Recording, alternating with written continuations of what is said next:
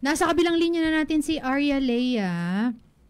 Ang kanyang balita ay kaugnay nung distressed OFW sa Saudi Arabia na taga-Gimba, no, na ibinenta ng amo sa iba.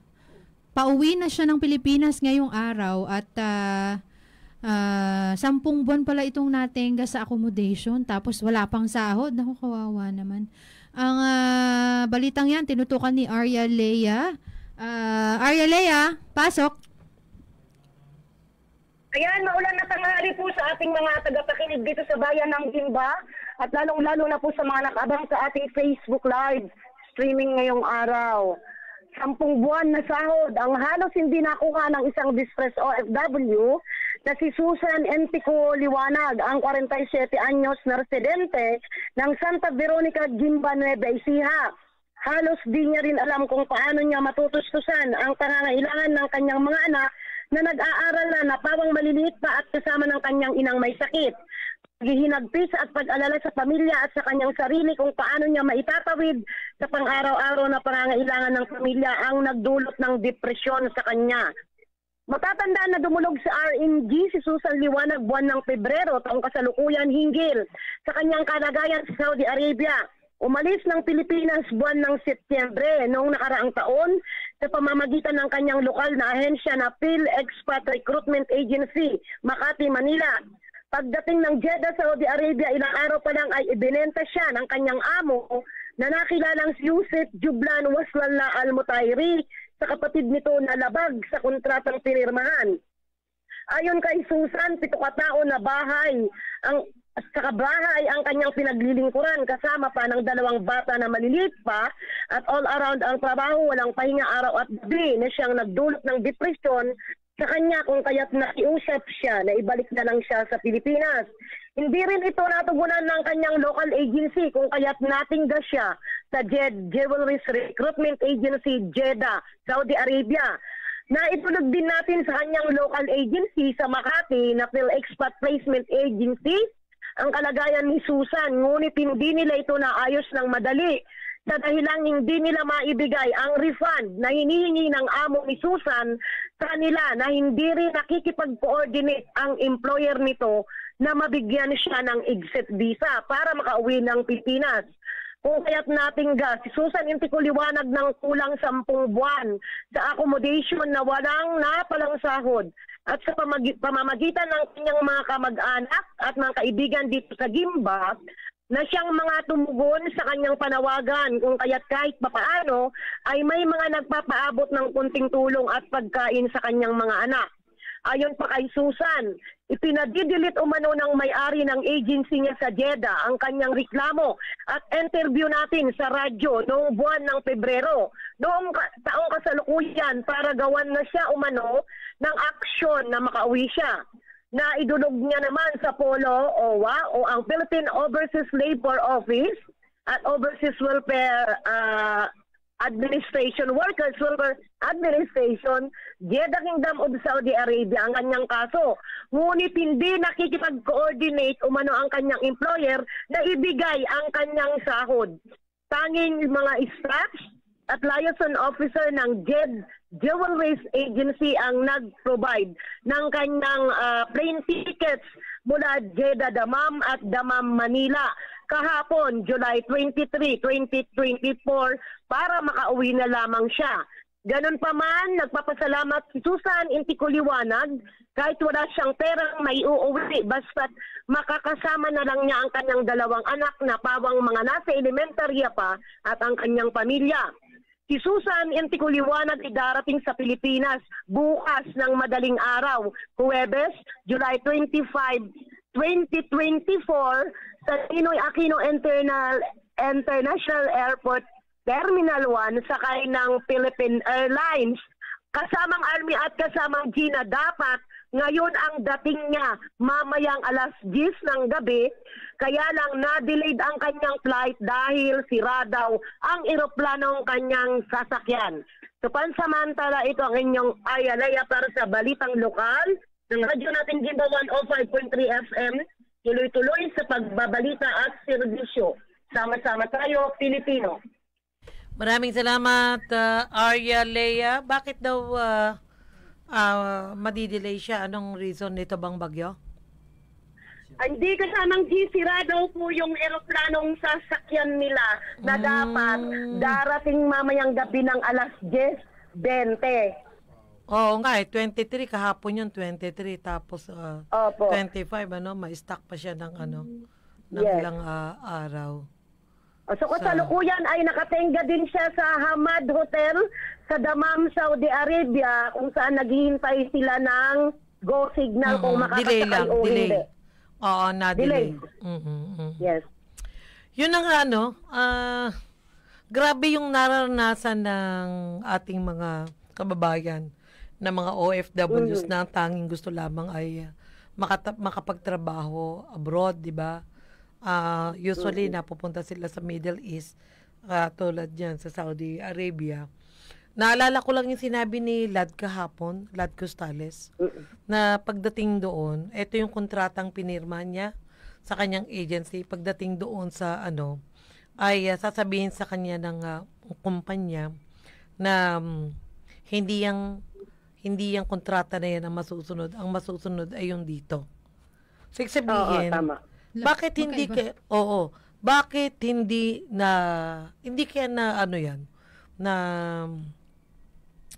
na pag-uusapan or nagkakaroon ng resolution dyan ang Department of Migrant Workers, Kasi, tinan mo yan, ilan na itong mga distress OFWs na taga dito sa atin, kasi yan lang naman ang kaya nating matulungan, yung umaabot sa atin, yung nare-reach out natin, Hindi pa yan buong Nueva Ecija, halos karamihan ay Gimba, tinan mo, pagdating doon, iba ang mapapasukan, katulad na lang itong kay Susan, ibinenta ng amo, 7 ang aalagaan, ang nakalagay sa kontrata ay mag-asawa, o diba, parang, bakit pumapayag?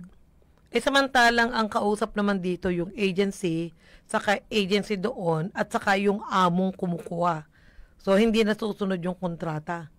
Pagka hindi ganun nasusunod yung kontrata, dapat talaga, alis, wag nang ipilit. Diba? Kaya lang, itetenga sila ng matagal.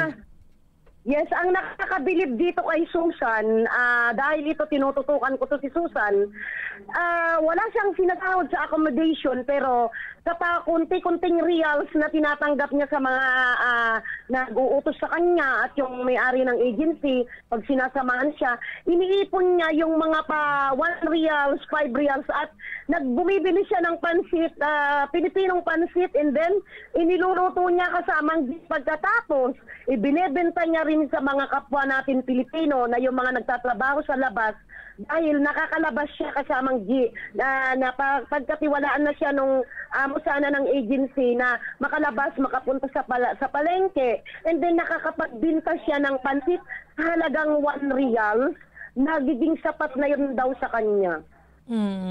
So, sabihin na naging mapamaraan din siya doon para mabuhay, Kasi kwento din nila kahapon, yun daw marami kasi mga babae, mga OFWs, iba't ibang kwento yung kinukwento niya, di ba? Ang kinukwento sa kanya na walang pagkain, di ba? Walang pagkain daw. Tama na, isang biscuit lang, ganun. Sa accommodation. So siya, ang ginawa niya ay business siya ng konti. Kumbaga yung para-paraan, yung tinda-tinda ng konti. So, pero syempre, hindi naman siya pumunta sa Saudi na ganun ang gagawin niya. Diba? Kaya siya nagpunta doon, gusto niyang magtrabaho at may sweldo. Kasi nga dito sa Pilipinas, wala ditong hanap buhay na maganda, na mapapasukan, At kung meron man ay napakaliit, kulang pang pangsaing mo pangkain. Yung kikita kung papasok ka ditong katulong, papasok ka ditong tindera sa palengke. Kasi yun lang naman ang meron dito sa atin. Ano ba? Ano ba ang meron? Diba? Hindi ba't rin siya? Parang hindi yun ang first time niya na magpunta sa abroad? Opo. Second timer sana to si Susan. Maganda yung unang alis niya nung nakaraan, siguro parang galing yata siya ng Qatar. Mas maganda yung unang labas niya ng Pilipinas. Pero kanya nga lang kasamang sana yan ang tutukan ng ating ahensya na sana yung mga Philippine overseas foreign workers na mga Pilipina, mga kasambahay, sana hindi nababago yung kontrata at yung mga agency din sana, tinututukan nila yon na wag sana nila payagan na maibenta yung mga katulong sa ibang employer. Kung sino lang sana yung nakapangalan sa kontrata at pinirmahan, yun lang sana at yun ay dapat itong ahensya natin, Bureau of Immigration o itong ating DFA, sana natitrace nila yan pag umuwi ang isang OFW, nalalaman nila kung iyong bang kontrata na yon, naka-stay put siya doon dahil nakalagay po yan sa ikama niya nababasa yan sa ikama kung sino talaga ang employer. Pagdating doon, ibebenta ng employer sa iba. Opo, at tapos opo. pagtatrabahuhin sa kanya. Di ba? Usually ganun. Magtatrabaho sa kanya, pero pagtatrabahuhin din sa iba. Opo, tama. At yung masaklap pa, ito naman si ahensya, ginagawa nilang takutan ang mga OFW katulad nito kay Susan. Kung hindi pa siya tumakbo sa radyo, hindi natin siya na i-broadcast, hindi natin siya na interview, hindi action si PhilExpat. Ngayon, inuutusan pa daw si Susan na sabihin na ipadelete sa atin yung interview niya dahil kumalat daw sa social media at nabasa nga ng agency, i-delete daw para daw ayusin yung papeles niya. Kaya lang si Susan, matalino siya. Nag-isa siyang maglakad. Pumunta siya sa Polo Owa mismo. Oo. At saka yun yung isang kaya naman lumalapit na yan sa media, no? Kaya naman sa mga tumutulong na institusyon, kasi merong pang iba, tulad ng migrante, lalapit sila doon. Para din talaga maipaabot doon sa mga kinakaukulang ahensya yung problema. Kasi kung katulad ganyan, natenga na nga siya ng 10 buwan. Gaano kahirap maghintay ng 10 buwan na Tama. wala kang trabaho, walang pumapasok, nandun ka. So hindi naman yun yung ano mo, hindi mo yung lugar, hindi yun yung comfort zone mo. Tapos sa mga kasama mo doon puro mga distress OFWs din, di ba? Na may mga problema. So talagang nakaka-stress yung ganon. Kaya nga yan din yung dahilan kung bakit sila tinatakot, pinapipirma na hindi sila nagrereklamo. Usually, ganyan yung ginagawa, di ba? Pagdating naman dito sa atin, tulad na lang ng nung nangyari kay Lad, yung pinaka-latest natin, dahil kahapon kausap natin, kung magrereklamo, tatagal. Sige, at yung daw OWA, lumalabas na nagpapadrino pa doon sa agency. O magbabayad si agency, kakapiraso naman yung babayaran. Parang ganon, ang liit lang din ang ibinigay. So, nakakalungkot at nakakainis yung nangyayari sa mga OFWs, di ba? Pero kung tingnan mo naman, ang OFWs ang nagiging gatasan ng gobyerno, no? Yung kanilang remittances ang nagiging gatasan para sa pera ng bayan, pera ng Pilipinas na ginagamit ng mga iba't ibang ahensya at ng mga nanunungkulan.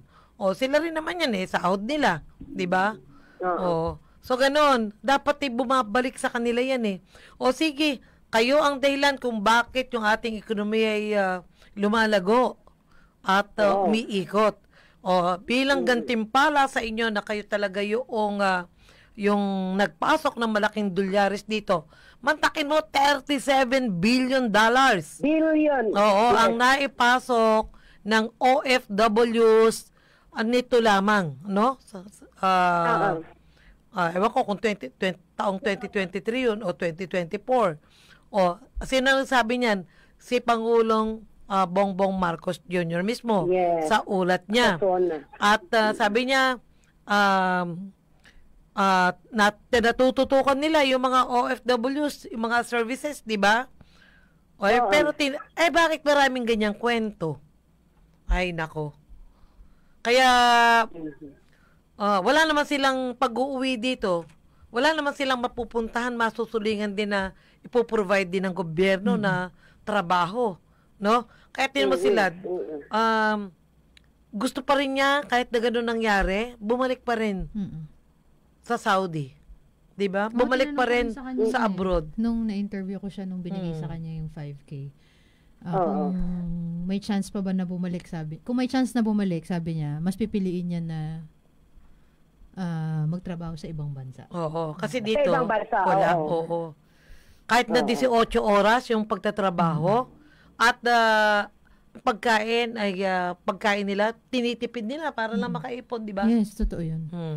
Kaya, hindi rin biro-biro yung pinagdaraanan nila doon. Oo. Ito namang ating mga kamag-anak, mga relatives, pamilya.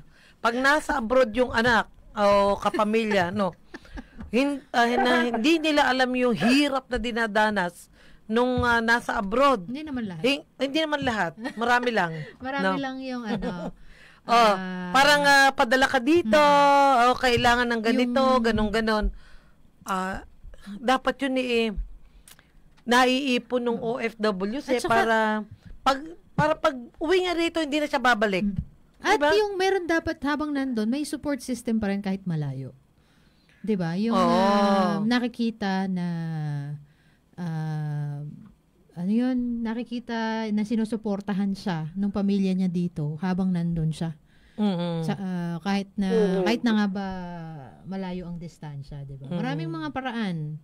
Napaka-digitalized na Meron natin pa tayo ngayon. kasamang G at kasamang Army. Meron pa tayong isang OFW na dumulog din sa atin, di ba katulad ng nangyari dyan kay Susan. Si Nimia Tibos, naalala mo yung taga-Subol na naiwanan ng eroplano. Ngayon, sabi ng employer niya, na-cancel daw yung visa niya, pero bakit after 1 month, nung magreklamo din siya dito sa radyo, ngayon, pinadalahan siya ng plane ticket, kinuha siya. So, pagdating niya sa Saudi, nagulantang siya dahil ibinenta siya ng amo niya sa ibang amo.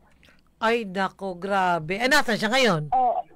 Nandoon sa bagong amo, nagulantang siya dahil for 13 years, yung amo niya na yun ang naging amo niya. Ngayon, hindi nga siya di ba nakabalik dahil naiwanan siya ng airplane. Ngayon, hindi inayos ng employer yung plane ticket niya. Ngayon, nairadyo natin, naibalita. Pagkatapos, pinadalhan siya ngayon dahil ang pagkakaalam ng amo, ilalaban niya dahil lalakarin niya sa OWA yung pangyayari dahil hinahabol niya nga yung indemnity. Ngayon, pinadalhan siya ngayon ng plane ticket, lumipad si Nimia papuntang Saudi Arabia. Unfortunately, pagdating niya doon, ibinenta siya sa ibang amo. Ibang amo ang sumundo sa airport. So, sa kontrata, iba sa aktual. Iba, yes. Pero Iba kumusta sa naman siya? Ano naman ang trabaho? Okay naman daw yung napuntang amo na kahit na ibinenta. Sabi niya, nang makausap natin siya last month, no choice na siya, pagsasagaan niya at sana maging mabait yung among niya o hindi katulad ng iba. Sana hindi siya masadlak sa katulad ng ibang OFW na dinaranas. Pero lalaban daw siya kasi kailangan niyang mapatapos ng pag-aaral ang anak niyang babae. Ito yung yung 10 years na nasa Saudi, Yes. tumulong sa pamilya, sa kanyang mga magulang, kapatid, saka yung sa anak niya. Tapos, hindi siya nagkaroon ng bahay, di ba? Oo. So, hindi din nakapagpundarat kasi nga puro padala dun sa tama. sa mga kaanak. Kaya kawawa din eh. Parang walang katapusan yung yung sweldo, pero meron naman talaga. Ayan, bumalik uli. May edad na rin yun 50 plus na rin. Si Nimia. Oo. Sige, maraming salamat Arya Lea at pagdating ni Susan makibalita rin tayo at ma-invite din natin dito. So, ilan mo ng paalala? Radyo natin.